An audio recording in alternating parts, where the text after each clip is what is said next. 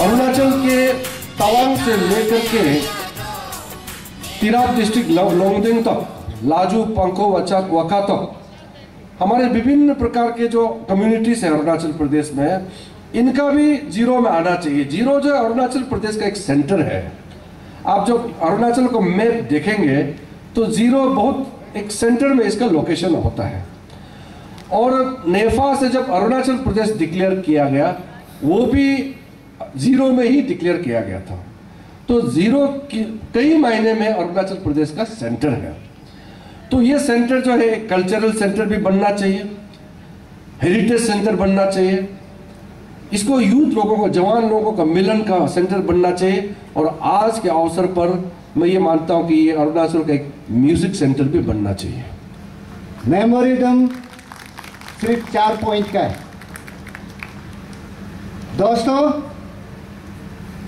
आप सब अपना अपना कार्य में व्यस्त है। आंखें खुल के ना देखे हो तो अपना जगह का समस्या को जांच पड़ताल करना भी बहुत मुश्किल होता है। आज से कुछ साल पहले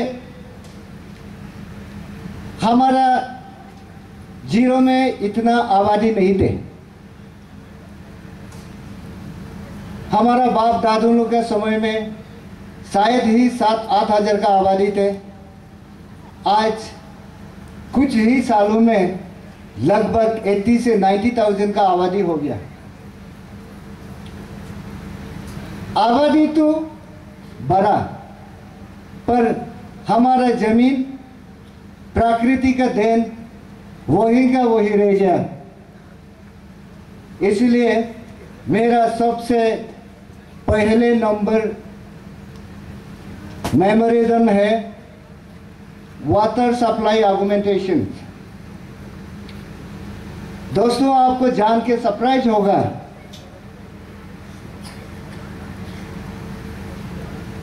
1990 में वाटर सप्लाई का यहाँ का सर्वे के अनुसार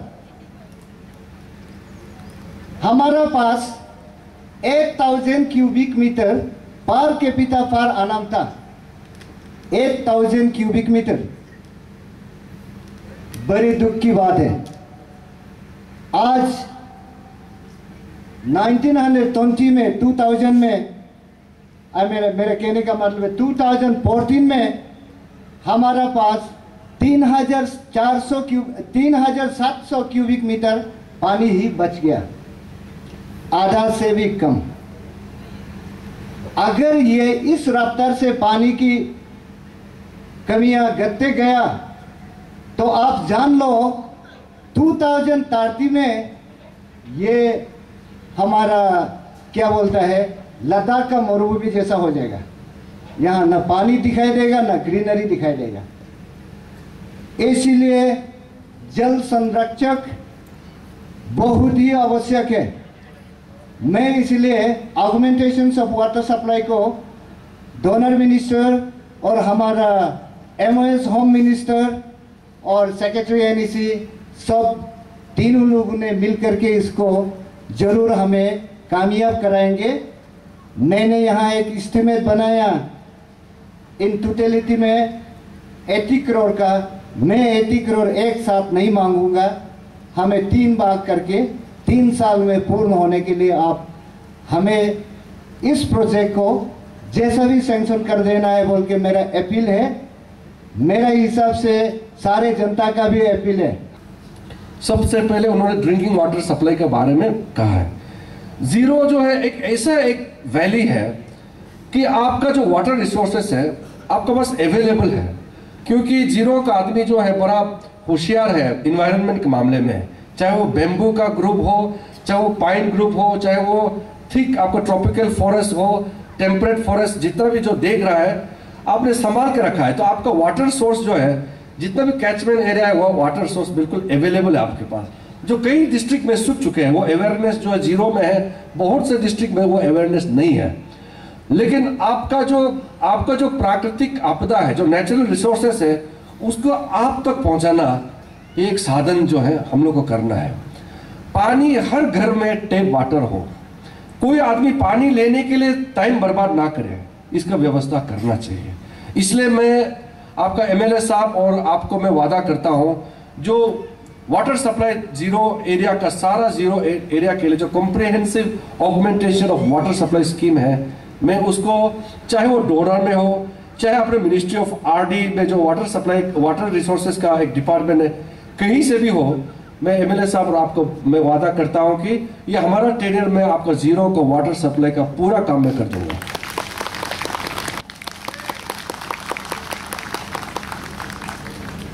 नेक्स्ट एजेंडा है हमारा, बहुत ही किस्मत से हमारा जीरो को वर्ल्ड हेरिटेज का शॉर्टलिस्ट में आए हुए हैं। अभी आप लोग देख रहे होंगे कई जगह जा चुके भी हैं, गांव में भी गए, टाउन में भी गए। हमारा सड़क का हालत किसी को दिखाने लायक नहीं है, इसीलिए सारा इंटरनल रोड कंस्ट्रक्शन को थोड़ा रेक्टिफाई करने के लिए हमें कुछ पैसा चाहिए। इसलिए मैं सड़क का एक एस्टीमेट बनाया है 75 करोड़ का। ये भी मैं एक साल में नहीं मांगूंगा, 3 साल के लिए। आप देख रहे होंगे कागजू में हमारे पास बहुत सारा सड़क प्रोजेक्ट है। वेस्टर्न रिंग रोड हापोली के एंट्री पॉइंट से लेके पाइन ग्रुप निकलने का जो प्रोजेक्ट बनाया है, इसका 10-15 साल होने वाला है। ये प्रोजेक्ट हम लोग ने सीआरएफ में लिया था, पर सीआरएफ का हालत तो आप सबको भी सर पता है। हमारा किट्टी में एक पैसा भी नहीं बचा है सेंट्रल गवर्नमेंट से। इसका बदौलत सीआरएफ में हम इसको कंटिन्यू नहीं कर सकता है, इसीलिए एनएससीपीआर में आपको मैं मांग रहा हूं। दूसरी, पाइन ग्रुप से लेके मानुपोलियन तक का फुट हिल में जो सड़क हमने आज स्टार्ट किए हैं, ये एसपीए का प्रोजेक्ट है। एसपीए से भी इतना धनराशि हम मुहैया नहीं कर सकते हैं, इसीलिए ये सारा प्लान को लेके मैंने ये बनाया। ये दोनों सड़क प्लस बाकी छोटे छोटे सड़क अगर बन जाए, मैं आपका सामने एश्योर करता हूं कि हमारा नौजवान जो आज बेकार है उनको रोजगार जरूर मिलेगा। रोजगार उस फॉर्म में मिलेगा कि हम कैपिटल सिटी ईटानगर को ऑफ सीजन में टमाटो, कैबेज, पोटैटोज सारा हम सप्लाई कर पाएंगे। सड़क नहीं होने के वजह से हम एक्सप्लोर नहीं कर पा रहे हैं। यहाँ का रोजगार के लिए गोटारी, पिगरी, पोल्ट्री, हम कई चीज़ों का हम उत्पन्न कर सकते हैं यहाँ पे। इसीलिए सर ये प्रोजेक्ट हमने डाला है, इन्हें नज़रअंदाज मत कीजिएगा, जरूर देख देंगे, ये मेरा पूरी आशा है। रास्ता का जो है, अरुणाचल का बहुत बड़ा समस्या जो है रास्ता है कि अरुणाचल का पॉपुलेशन जो इतना स्प्रेड आउट है। हम हिंदुस्तान का 13 लार्जेस्ट स्टेट है, नॉर्थ ईस्ट का सबसे बड़ा स्टेट अरुणाचल प्रदेश है। तो यहाँ जगह इतना दूर दूर तक रहता है, बहुत दूर दूर गांव में रहता है। लेकिन यहाँ जो है, जो फंड को अगर हम हर गांव को डिस्ट्रीब्यूट करेंगे तो एक एक गांव का रास्ता का इतना खर्चा जाता है कि रास्ता का जो मेंटेनेंस है वो हो नहीं पाता है।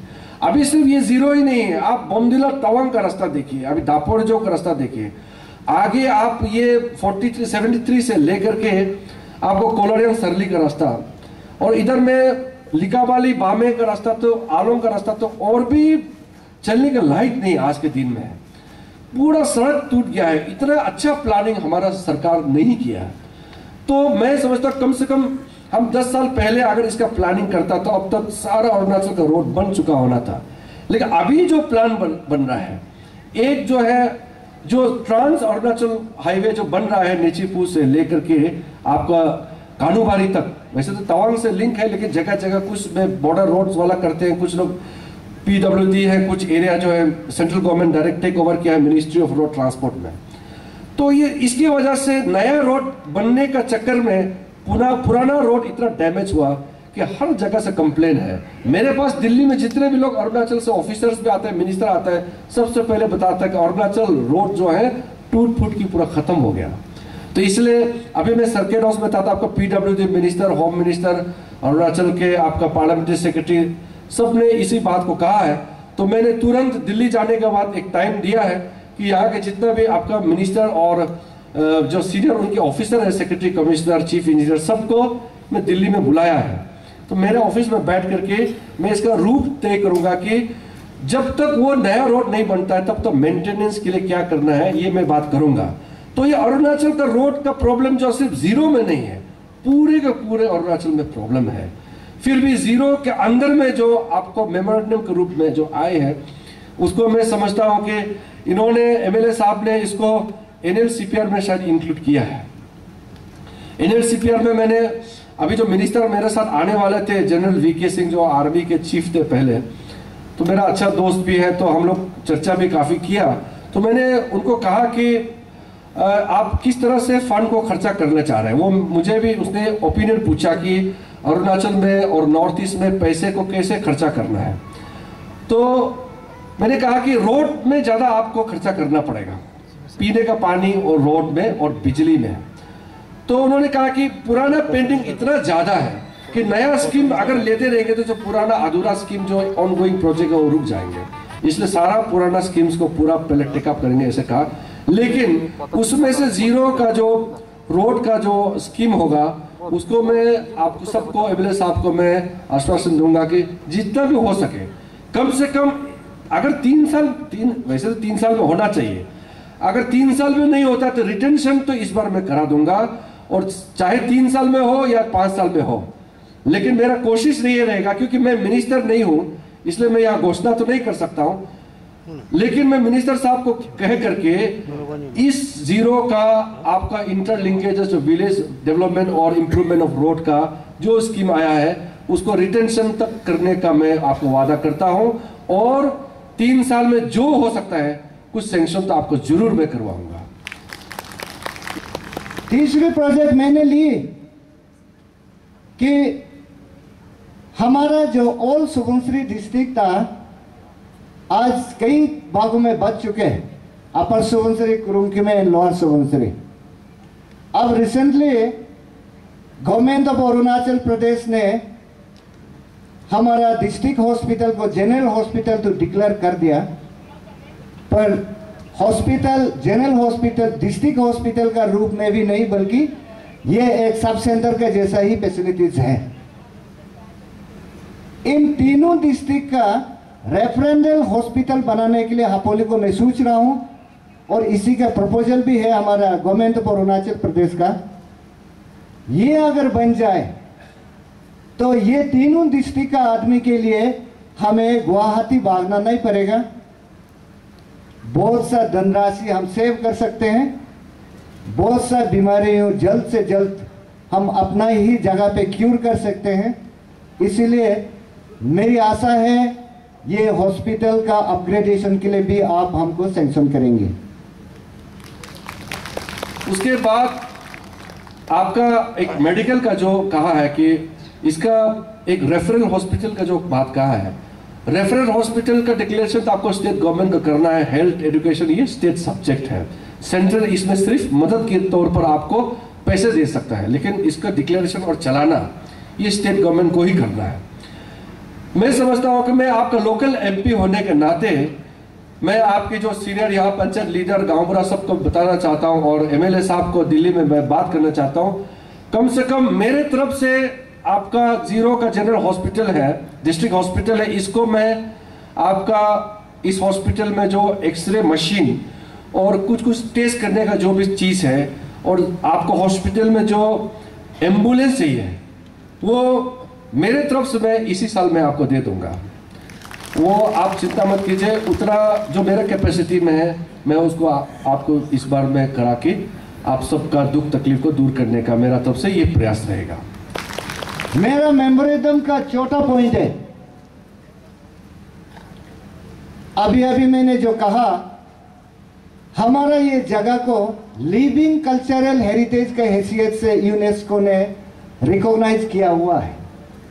इस लिविंग कल्चर को अगर बरकरार रखना है तो ट्रेडिशनल प्लस हमारा वातावरण को स्वच्छ और ग्रीन देखने के लिए बहुत जरूरी है।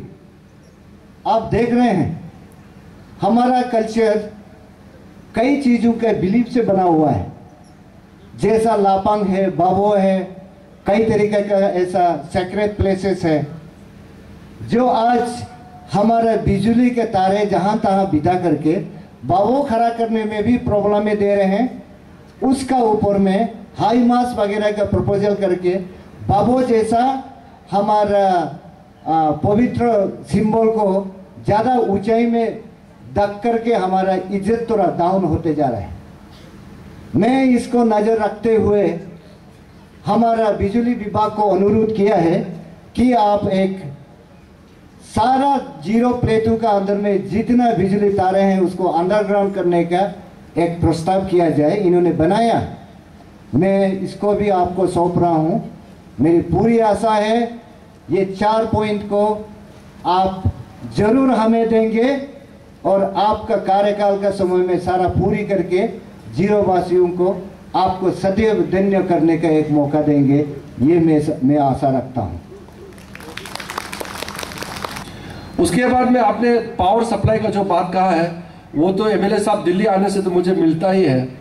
जो आपका ट्रांसमिशन का लाइन हो, अंडरग्राउंड केबल का हो, जो भी हो, ये सारा जो 4 पॉइंट्स जो मुझे दिए हैं और उसके अलावा भी जीरो के जो इस वैली में जितना भी गांव का स्कीम होगा, छोटा छोटा स्कीम होगा, जो मेरे मिनिस्ट्री या मेरे एमपीलेट्स डायरेक्ट दे नहीं सकता है, लेकिन अन्य मंत्रालय जो अलग अलग मिनिस्ट्रीज है, अलग अलग जो डिपार्टमेंट है गवर्नमेंट ऑफ इंडिया में, वहाँ मैं तालमेल होकर के मैंने इलेक्शन में वादा किया कि हमारा बीजेपी का एमएलए तागे ताकी साहब को जिताने से उसको मैं अपना पार्टनर के हिसाब से बना करके उसको कंधे से कंधे मिला करके काम करवाने का मैं वादा किया। इलेक्शन जीतने के बाद कोई बीजेपी कांग्रेस नहीं है, हम लोग, मैं मंत्री बना, सारा अरुणाचल मेरा अपना है। पार्टी के ऊपर चढ़ करके मैं सारा लोगों को मदद करने का कोशिश करूंगा। और साथ साथ मेरे ओर से अगर आपको कोई सहायता चाहिए, कुछ और चाहिए तो आप जरूर बोल सकते हैं। मैं तो पैसे वाला आदमी तो नहीं हूँ, आप लोग देखा होगा इलेक्शन में तो मैं तो पैसा फेंक के लड़ता नहीं हूँ, पैसा दे करके वोट लेना भी अच्छा नहीं है, इसलिए मैं क्लीन पॉलिटिशियन का इमेज कायम करना चाहता हूँ। फिर भी जो हो सकता है फेस्टिवल कमेटी का मैं ज़रूर आपको मदद करूंगा। आज शाम को आप सबसे मैं मिलूंगा और एमएलए साहब के घर में जाने वाला हूं, हमारा पार्टी के कार्यकर्ता सबसे भी मैं मिलने वाला हूं, बाकी समस्या और मैं चर्चा करूंगा। और मैं आप सबको जितने भी आए हैं, म्यूजिक की कमेटी, आपके जो ये फेस्टिवल जो कमेटी है, आप सबको मैं बहुत बहुत मेरा तरफ से शुभकामनाएं देते हुए मैं इस फेस्टिवल के उद्घाटन का मैं ऐलान करके मैं अपना काम को समाप्त करना चाहता हूँ। जय हिंद।